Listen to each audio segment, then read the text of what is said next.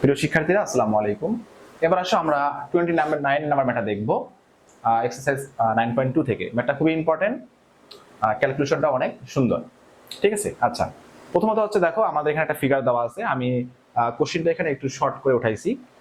তো এই ফিগার থেকে এই কোশ্চেনগুলো, নাম্বার 1 কোশ্চেনটা হচ্ছে এসি ইকুয়াল হোয়াট, মানে আমাদের এই যে এসিটা বের করতে হবে।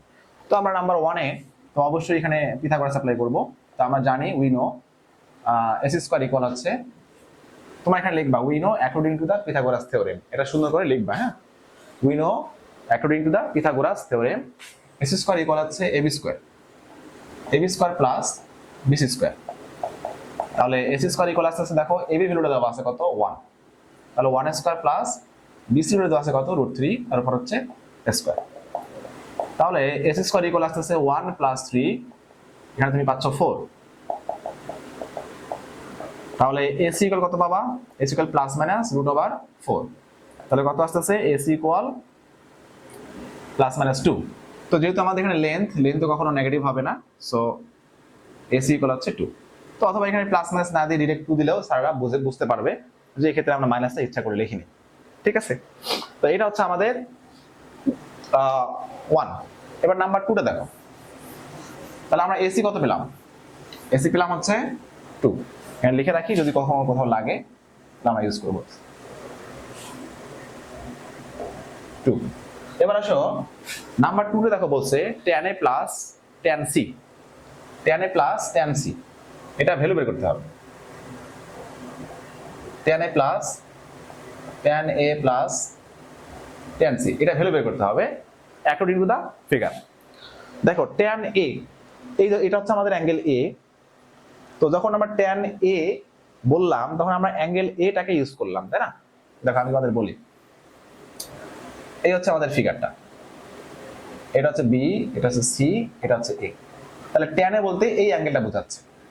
আর আমরা জানি যখন আমরা এই অ্যাঙ্গেলটাকে নিব, তো এই অ্যাঙ্গেলটা সে ক্রিয়েট হয়েছে, এটা perpendicular, sorry base and hypotenuse দিয়ে, বেজ এন্ড হাইপোটেনাস। আর বিসিটা তখন হবে পারপেন্ডিকুলার। বিসিটা কি হবে, পারপেন্ডিকুলার।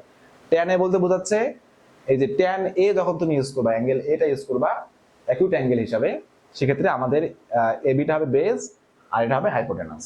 বুঝতে পারলাম বিষয়টা? যখন তুমি আবার tan c ইউজ করবা, সিটাকে যখন তুমি অ্যাকিউট অ্যাঙ্গেল হিসেবে ইউজ করবা, সেক্ষেত্রে আমাদের বিসি হবে বেজ, এসি হবে হাইপোটেনাস। এটা একটু খেয়াল করতে হবে, হ্যাঁ।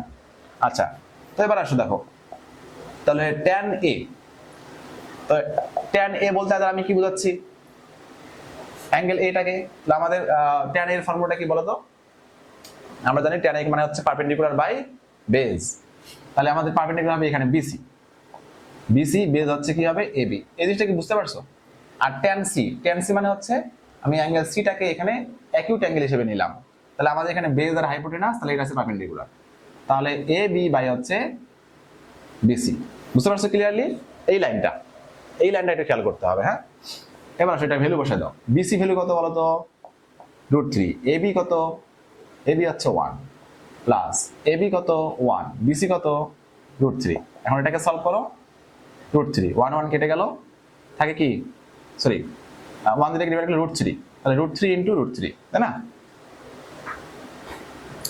হ্যাঁ, √3 ইনটু √3 এটা 3 হয়ে যাবে, √3 কেটে গেল, থাকবে হচ্ছে 1। তাহলে কি থাকে বলো তো, 3 + 1/3, তাহলে কত আসতেছে 4/3। তাহলে আমি tan a plus tan c এটা ভ্যালু পেলাম হচ্ছে 4/√3, এটা √3, 4/√3, ঠিক আছে? ক্যালকুলেশনটা কি ঠিক আছে?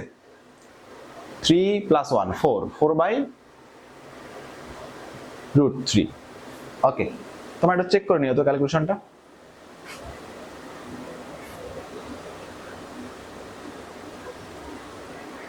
(4/√3) আচ্ছা, বইয়ের শেষে আনসার দেওয়া আছে এরকম 4√3/3, এটা বইয়ের শেষে আনসার দেখলাম। আচ্ছা, এটাকে আমরা কিভাবে নিব? দেখো, খুব সহজ জিনিস। আমরা লব এবং হরে, অর্থাৎ নিউমিনেটর এবং ডিনোমিনেটরে √3 দ্বারা মাল্টিপ্লাই করব। এই দেখো, উপরে মাল্টিপ্লাই করলাম √3, নিচে মাল্টিপ্লাই করলাম √3, তাহলে কেটে গেলে আবার আগেরটাই থাকে, সেম টু সেম। তাহলে উপরে আসলে হচ্ছে 4√3/3। ঠিক আছে, এটা তোমাদের বইয়ের শেষে আনসার দেওয়া আছে। বুঝতে পারছো বিষয়টা? আচ্ছা, এবার আসো আমাদের 2 নাম্বার, এবার 3 নাম্বারটা দেখো।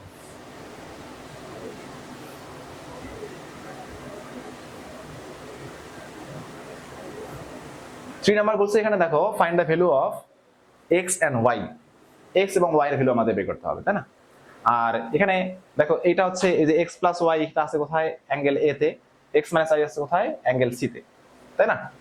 আচ্ছা, তো আমরা এখানে সম্ভবত নাম্বার 2 তে আমরা tan a plus tan c কিন্তু ভ্যালুটা বের করছি কিনা, tan a plus tan c বের করছি। আচ্ছা, তো এইখানে দেখো ওইখানে আমাদের tan a R tan c ভ্যালুটা কত ছিল বলো তো? tan a ছিল হচ্ছে √3 তাই না? আর ভুলে গেলাম, আর tan c, তাহলে আমরা এটা tan a tan c একটু লিখে রাখি, কাজে লাগবে। তাহলে tan a এই অ্যাঙ্গেলটা, তাহলে আমাদের বেস তাহলে √3/1, তার মানে √3, আর tan c টা ছিল হচ্ছে আমাদের এটা, তাহলে 1/√3, এটা tan c, এটা আমরা 2 থেকে পেলাম, তাই না? তাহলে আমরা এখানে লিখি from 2 tan a ইকুয়াল হচ্ছে √3, tan c ইকুয়াল হচ্ছে 1/√3, ঠিক আছে, 1/√3। বুঝতে পারছো বিষয়টা? এটা আমরা কিন্তু 2 থেকে সলভ করলাম। আচ্ছা, এবার আসলে আমাদের এই যে এক্স ওয়াই বের করতে আমাদের এইটা কেন লাগবে? কারণ আমাদের এখানে অ্যাঙ্গেল এটা হচ্ছে কত, এক্স প্লাস ওয়াই, তাহলে অ্যাঙ্গেল এটা হচ্ছে এক্স প্লাস ওয়াই। তো এবার আসো দেখো নাও tan a ইকুয়াল হচ্ছে কত, √3, tan a এই অ্যাঙ্গেল এটা হচ্ছে কত আমাদের এখানে এক্স প্লাস ওয়াই, দেখছো অ্যাঙ্গেল এটাকে রিপ্লেস করে দিলাম এখন। আর √3 ভ্যালুটা tan কত ডিগ্রি বলো তো, 60 ডিগ্রি। যেহেতু আমরা এক্স প্লাস ওয়াই ভ্যালু বের করবো, তো আমাদের ট্যানটা চলো এটাকে এলিমিনেট করতে হবে। সো আমি পেলাম এক্স প্লাস ওয়াই ইকুয়াল কত ডিগ্রি, 60 ডিগ্রি। তাই ইকুয়েশন নাম্বার 1 দিলাম। অ্যাগেন tan c ইকুয়াল কত ডিগ্রি বলো তো, 1/√3। তাহলে এবার আসো tan c এর ভ্যালুটা হচ্ছে x মাইনাস ওয়াই। এখান থেকে তুমি আসো এটা কত degree, tan 30 degree. tan eliminate করে দাও, তাহলে x মাইনাস ওয়াই তুমি পাচ্ছ 30 ডিগ্রি। এটাকে আমরা ইকুয়েশন নাম্বার 2 দিই। এবার x y ভ্যালু কেন বের করতে হবে, এটা তো আমার থেকে তোমরাই ভালো জানো। আমাদের 1 and 2 যদি আমরা অ্যাড করি, 1 plus 2 we get, তাহলে x plus y ইকুয়াল কত degree, 60 degree. x minus y equal হচ্ছে 30 ডিগ্রি। এটাকে অ্যাড করলে 2x ইকুয়াল তুমি পাবা হচ্ছে 90 ডিগ্রি এন্ড x ইকুয়াল পাবা 45 ডিগ্রি, ঠিক আছে? এবার 1 থেকে 2 মাইনাস করো, we get x plus y equal কত degree, 60 degree. x minus y equal কত ডিগ্রি, 30 ডিগ্রি।